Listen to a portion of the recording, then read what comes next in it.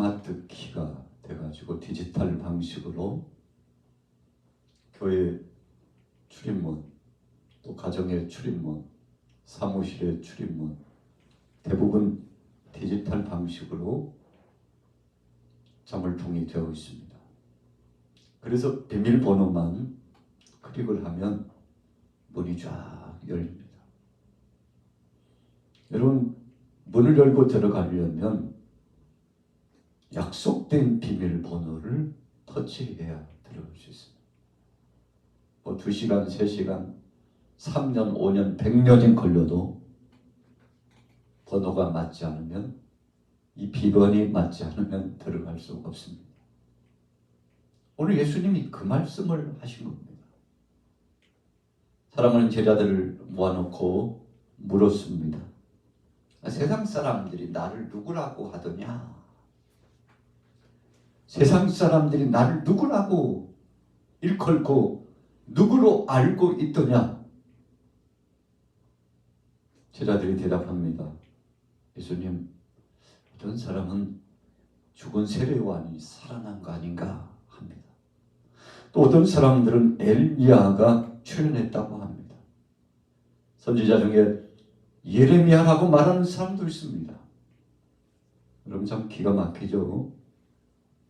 메시아 되신 그분 예수님께서 이 땅에 오셨지만 사람들이 오신 예수님에 대해서 정확하게 그분이 누구신가를 아는 사람이 많지 않았다는 사실입니다. 참 주님 답답했을 겁니다. 3년 동안 예수님이 누구신지를 가르쳐 주었습니다. 하나님 나라의 말씀을 통해서 선포해 주셨습니다. 끊임없이 성경을 가르치고 전하시고 병자들을 고치시고 주님의 3대 사역이 진행됐습니다. 여러분, 3년 짧은 시간 같지만 결코 짧은 시간이 아닙니다. 예수님은 3년 동안 12제자를 부르시고 70인 제자를 부르셔서 자신이 누구인지에 대해서 소상하게 나타내 증거해 주셨습니다.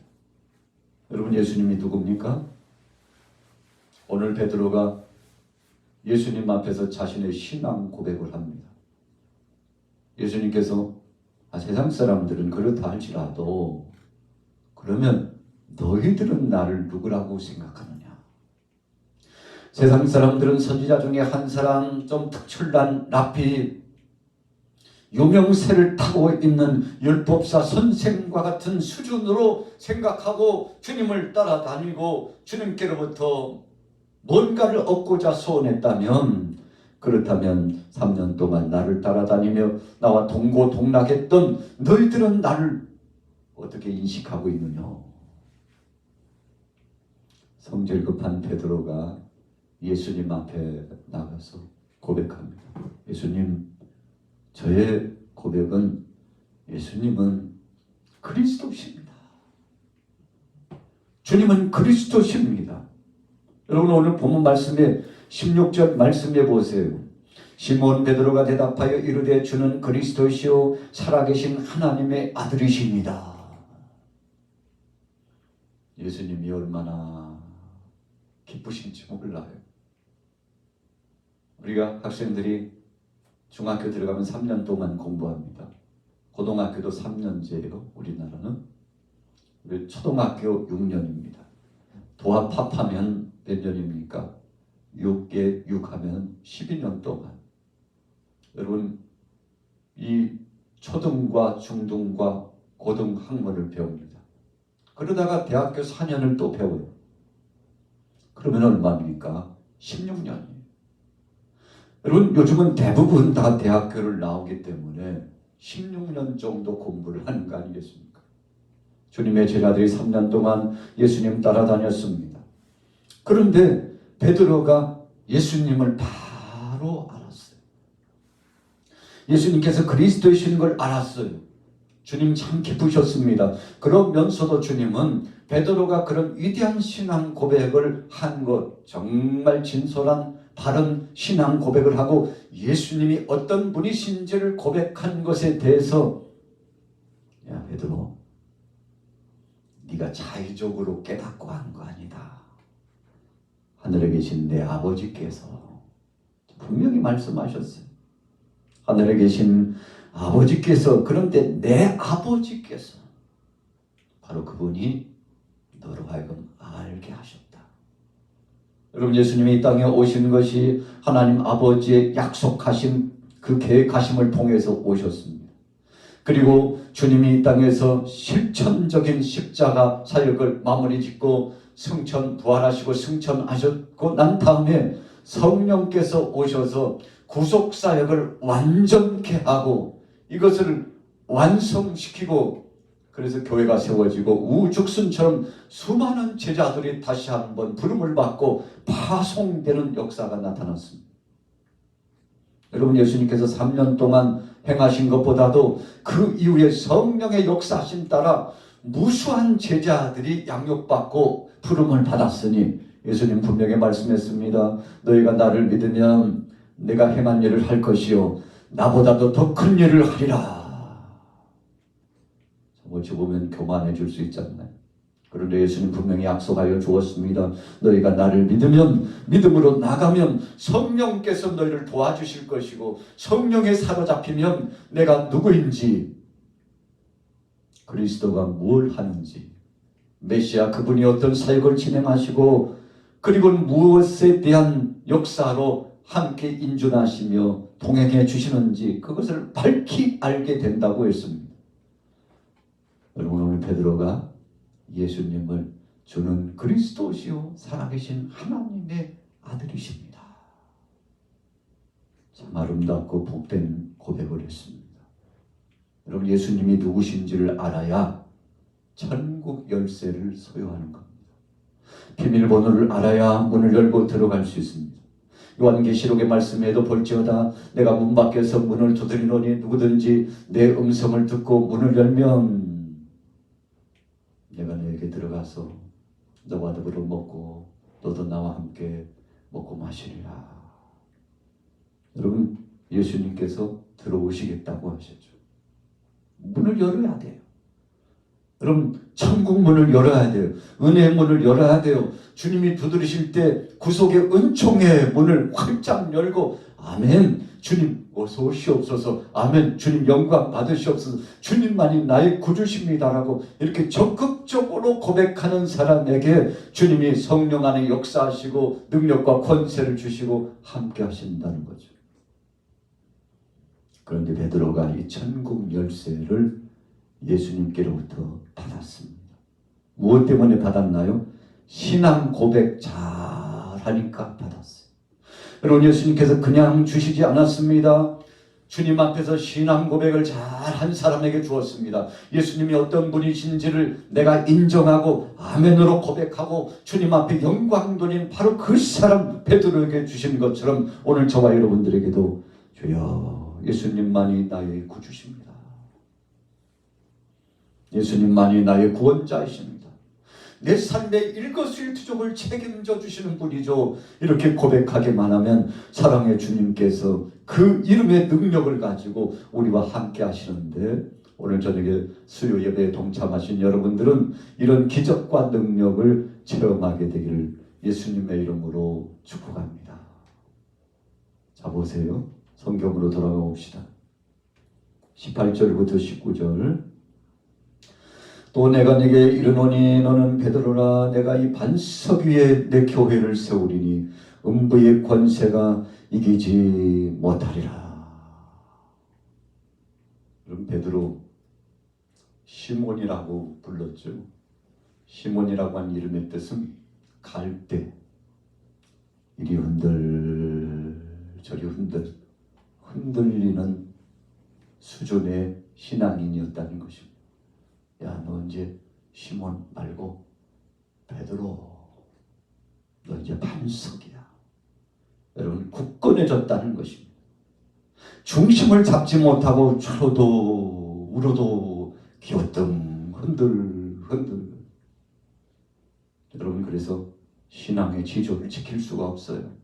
악한 권세가 와서 흔들면 오른쪽으로 밀면 오른쪽으로, 왼쪽으로 밀면 왼쪽으로 종잡을 수 없어요. 신앙의 정체성이 없습니다. 삶이 믿음 따라 행동으로 실천하지 못합니다. 여러분 심지가 굳지 못해요. 심지가 깊지 못해요.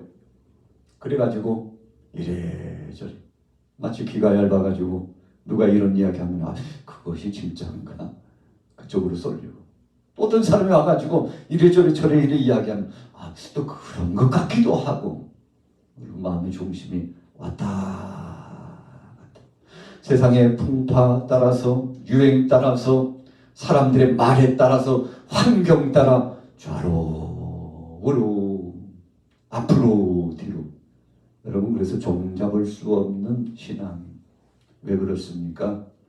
진정한 신앙 고백이 그 속에 없기 때문에 그래요. 여러분 시몬이라고 하는 이름은 야 너 갈대야 갈대 흔들리는 신앙 중심도 지조도 없는 참 안타까운 사람이었다는 것입니다. 그런데 예수님 만나고 나서 이제 너 시몬 말고 베드로 반석 이 반석 위에 내 교회를 세우리라. 여러분 그 신앙 고백 위에 예수님이 그리스도라고 고백하는 그런 사람들에게 은혜도 주시고 능력도 주시고 권세도 주시고 응답도 주시고 예수 이름으로 기도하는 자에게 치유와 회복도 주시고 귀신의 역사가 한 길로 왔으나 7길로 떠나가게 되는 놀라운 역사가 나타나는데 여러분 그래서 신앙 고백이 중요한 겁니다. 우리가 예배 시작 초일에 신앙 고백을 하죠. 그러나 주문을 외우듯이 그냥 늘상 고백하는 그런 고백으로 끝난다면 어찌 그것이 능력이 되고 은혜가 되고 위로가 되고 회복이 되겠습니까? 여러분 그냥 피상적인 껍데기만 말고 내 중심 속에 주야 그렇습니다. 천지 만물을 창조하시고 이 땅의 구속사역을 계획하시며 그리고 그 하나님의 사랑의 역사를 통해서 이 땅에 오신 그리스도 그분이 내 죄를 담당하시고 십자가상에 못 박여 죽으시고 그리고는 3일 만에 부활하시고 40일 동안 계시다가 승천하시더니 때가 되면 다시금 심판주로 이 땅에 우리를 데려오신 주님 이것이 신앙 고백이잖아요. 그런 고백을 하는 사람들에게 주님께서 교회를 맡기신다고 그랬습니다. 문영혼을 맡긴다고 그랬습니다. 여러분 우리가 복음을 증거할 때도 이런 신앙 고백을 가지고 이 열정 뜨거운 열정을 가지고 나가서 하나님은 살아계시다고 그분은 지금도 역사하신다고 그분이 나와 함께 하셨고 당신도 사랑하신다고 이런 적극적인 메시지를 선포해야 여러분 이 능력이 파고 들어가서 수술하는 칼이 되고 치유와 회복의 역사가 나타나는데 베드로가 그런 사람이 됐습니다. 여러분 진정한 베드로가 되었습니다. 시몬의 이름을 떨치고 베드로가 돼서 주님 앞에 영광을 올렸습니다. 그랬더니 예수님께서 오늘 베드로에게 좋은 선물을 주셨잖아요. 자, 19절에 보세요.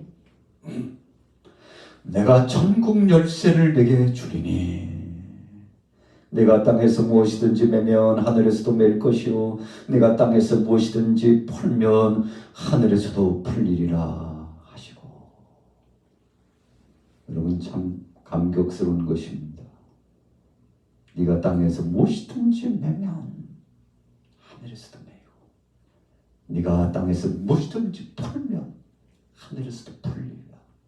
여러분 핵심 결론을 말씀드리면 예수 그리스도 이름 붙잡고 나가면 묶어야 될 건 묶어지고 매듭을 꽉 채주고 풀려야 될 것이 있으면 확 풀어지는 역사가 나타나는데 베드로 자신의 능력이 아니라 예수 그리스도라고 하는 천국의 열쇠 그분의 이름 그분이 나를 위하여 죽으시고 구원의 은총의 역사를 나타내 주셨다는 이 고백적인 믿음을 가지고 나가서 선포하면 여러분 수많은 영혼들이 회복되어지고 살려지는 역사가 나타나고 치료와 권세도 나타나고 여러분 그래서 다른 것 증거하지 않고 예수님이 구원자라고 증거하면 바로 이것이 열쇠입니다.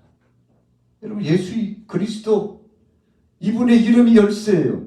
그런데 여러분 키를 그냥 트렁크 속에다가 넣어두고 호주머니에다 넣어두고 창문을 어떻게 열지? 망치로 창문을 깨고 연다면 여러분 차가 망가지잖아요. 발로 찬다고 해서 여러분 그 문이 열려지나요? 파괴되어 버리는 거죠. 그러나 키를 찾아가지고 살짝 돌리기만 하면 문이 탁 열리고, 여러분 시동을 켤 때요, 키를 키박스에 가가지고 여러분 스마트 키 같은 경우 버튼을 탁 누르면은 시동이 그냥 부릉 하고 켜지고, 열쇠를 장착해가지고 살짝 돌리기만 하면 시동이 켜져가지고 원하는 대로 운전할 수 있게 되는 거 아니겠습니까? 여러분 이 열쇠, 주님이 주신 예수 그리스도라고 하는 이 이름의 능력, 이거 제껴놓고 인간의 지식이나 어떤 사상이나 세상의 유행이나 사람들과의 인간관계 속에서요, 여러분 육신적인 것 가지고 아무리 관계를 맺고 뭔가 해결을 하려고 하고 만들려고 해도 여러분 답이 나오지 않는 것입니다. 풀려지지 않는 것입니다. 치료와 회복도 없는 것입니다. 여러분 그래서 복음 증거한다는 것은 너무 쉬운 거예요. 예수님이 그리스도십니다.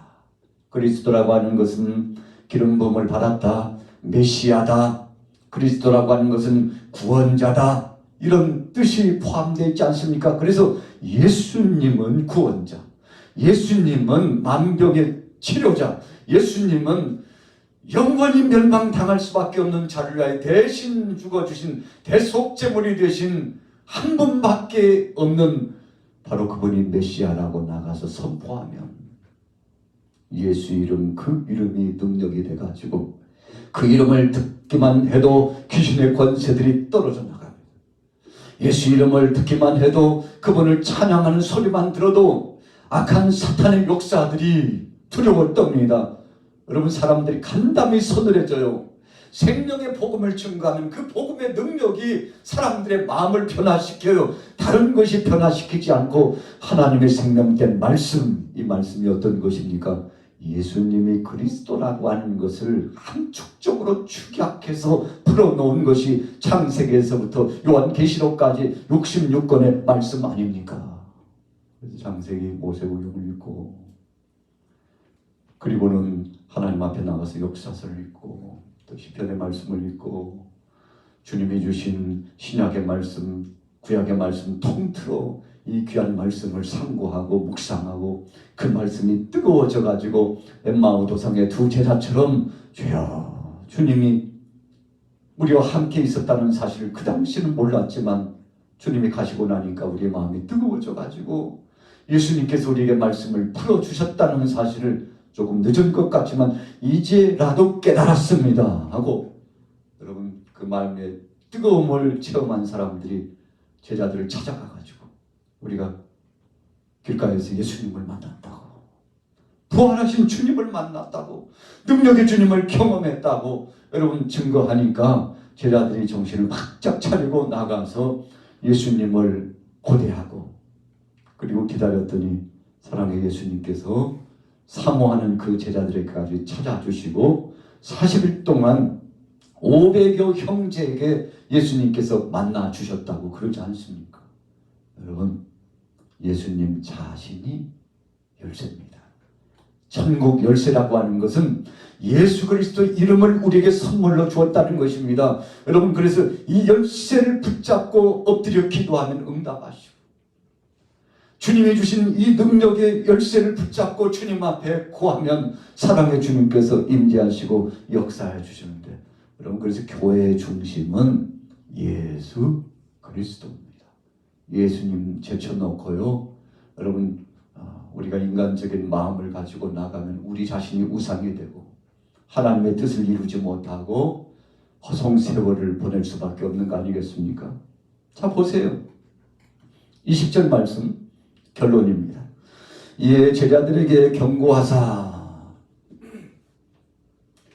자기가 그리스도인 것을 아무에게도 이루지 말라 하시니라. 여러분 내가 그리스도야.